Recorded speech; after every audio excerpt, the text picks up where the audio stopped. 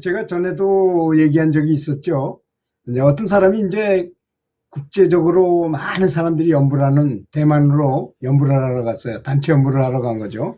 아주 파워가 대단하죠. 10,000명씩 모이는 자리에서 같이 남의 아불타불을 부르고 그러면 그 가피가 아주 대단합니다. 그 단체의 시너지 효과가.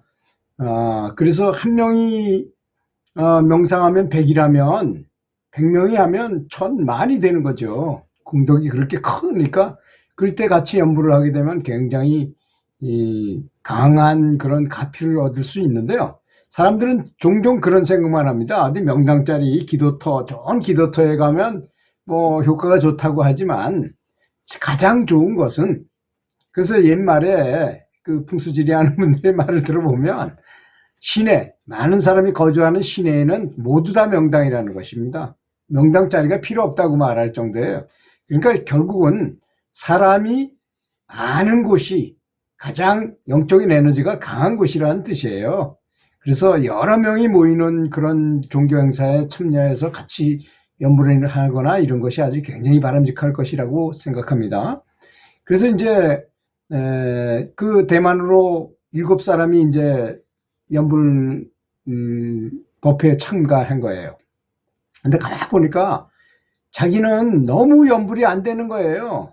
공부가 너무 안 돼가지고 가만히 생각해 보니까 야, 나가 안 되니까 남이라도 잘 되게 해보자. 그래서 같이 간 나머지 6명을 한 사람씩 얼굴을 떠올리면서 계속 그분들이 아주 잘 되기를 바라는 진심으로 그분이 잘 되게 해달라는 기도를 하게 됐어요. 한 사람하고 또 다음 사람 또 하고 이렇게 6명씩 돌아가면서 계속 이렇게 했는데 3일째 되는 날 자기도 모르게 그걸 하고 있었는데 5분이 지나간 줄 알았더니 4시간 동안에 산매에 들어 있었다는 겁니다. 여러분, 이 얘기가 전해주는 답이 무엇이겠습니까? 남을 위해서 기도하면 내가 더 좋아진다는 것입니다. 우리 우주의 법칙이에요, 이것이. 왜? 원래 넓은 의미로 보면 너와 내가 없는 것이 IQ가 한 1000 이상 된다면 너와 내가 없는 것으로 느껴지고 5000 정도 되면 더욱더 그렇고, 이 깨달음 경지라는 건 한 IQ 많이 된다 그러니까 그런 상태에서 너와 나가 어디 있겠습니까? 그러니까 남을 위해서 기도를 하게 되면 내가 좋아진다는 것, 그걸 우리 속담의 말로는 들어주고 말로 받는다. 또 중국에는 세옹지마라는 말이 있잖아요. 세옹이 다리를 다쳐서 괴로워하고 있고 말이 도망을 갔어. 근데 그 말이 도망가가지고 남편을 만나서 새끼까지 낳아가지고 다른 친구들까지 데리고 여러 마리를 데리고서 다시 돌아왔다는 말이 있고, 아들이 발을 다쳤는데 다른 사람은 다 군대에 끌려갔는데 다리가 아픈 사람이라고 아들은 안 갔기 때문에 죽지도 않고, 이런 것이 바로 세옹지마라는 것이잖아요. 그렇듯이 이렇게 남을 위해서 기도한다는 것. 그래서 제가 이제 명상을 오랫동안 이렇게 해오고 나서 깨달은 점이 무엇이냐 하면, 우리는 명상을 잘하려고 노력합니다. 그런데 명상을 잘하기 전에 그 전에 마음가짐, 미리 해야 될 것이 있습니다. 그것이 바로 사랑을 실천하는 일입니다.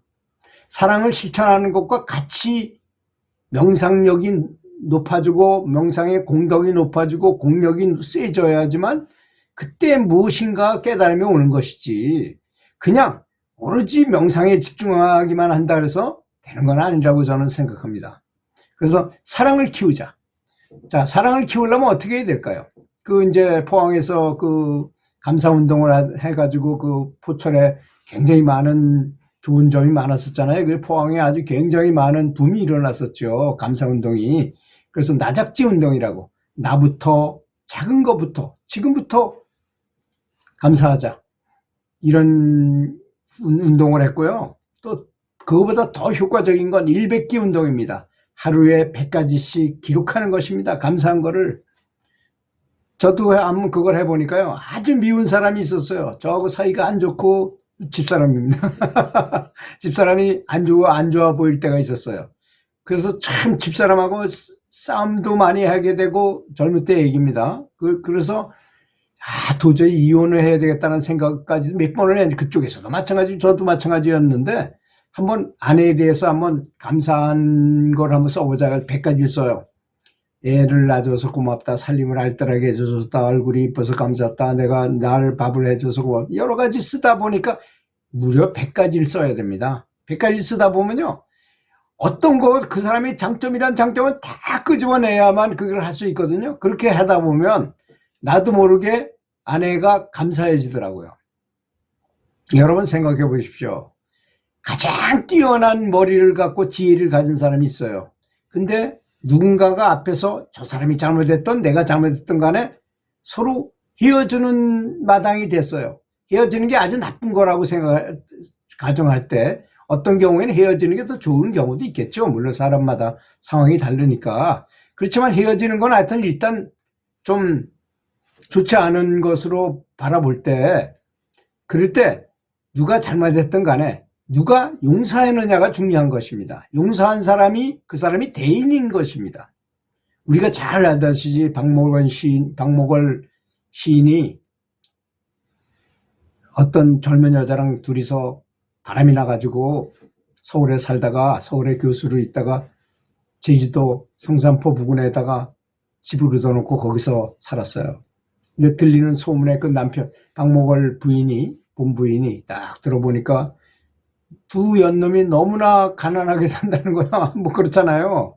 그냥 돈 가지고 나온 거 별로 가진 거 없이 와서 둘이 살다 보니 얼마나 깨지지하게 산다는 소리를 듣고 이 부인께서 아주 대인의 풍모를 가지신 분이었던 것 같아요. 가서 이제 그때 당시 300만 원이면 엄청나게 큰 돈이죠. 지금 한 3천만 원 정도 되는 돈을 가지고 가서 그 성산포로 그 산다는 곳을 찾아가서 보니까 두 연놈이 진짜 있는 거예요. 거기다가 그 여자한테 이 돈을 가지고 그래 행복하게 잘 살아라.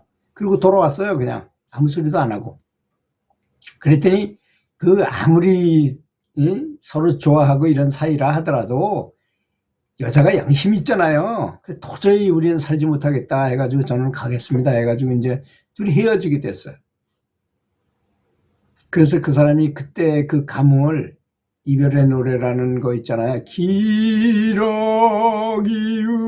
울어에는, 이 노래가 바로 그때 그 감흥을 적은 시를 자기 친구였던 김성태라는 작곡가한테 주고 거기서 바로 그 받자마자 바로 작곡한 노래가 바로 그 이별의 노래입니다. 그렇듯이 이렇게 그러니까 그 다음에는 이제 행복하게 그냥 부부 사이로 그냥 아무 이상 없이 잘 살았다는 얘기가 되는 거 아닙니까? 그래서 그 누가 더 대인이겠습니까? 그 잘 즐기고 뭐 이렇게 마음대로 한 사람이 겠습니까? 부인처럼 그렇게 남편의 잘못을 너그럽게 용서하고 저절로 돌아오게 만드는 거예요. 그냥 이렇게 좋은 진심을 보였더니 알아서 자신에서 돌아오게 된 거잖아요. 그렇게 되는 것이 바로 사랑의 실천이라는 것입니다. 그런 예가 아주 많잖아요. 우리는 뭐 남녀가 바람을 피우면 너무 대단한 중죄를 졌다고 생각하지만 예수님도 그러셨잖아요. 돌로 쳐 죽이려고 가늠한 여자를 죽이려고 그러니까 예수님이 거기서 한 사람씩 그 뒤에다가 글씨를 썼잖아요. 당신은 언제 무슨 일을 했다는 걸 예수님은 너 모든 것을 다 아시는 분이니까 그 사람의 그 비리를 적었던 거죠. 그 사람만 보게. 그리고 얼른 지웠다 그러잖아요. 그러니까 한 사람도 돌팔매를 던지지 못했다는 것입니다. 용서가 가장 큰 사랑의 실천인 것이죠. 이런 점을 알아야 된다는 겁니다. 이런 것이 미리 돼 있어야만 다른 것도 진보하고 영적인 진보도 일어난다는 말이었습니다. 감사합니다.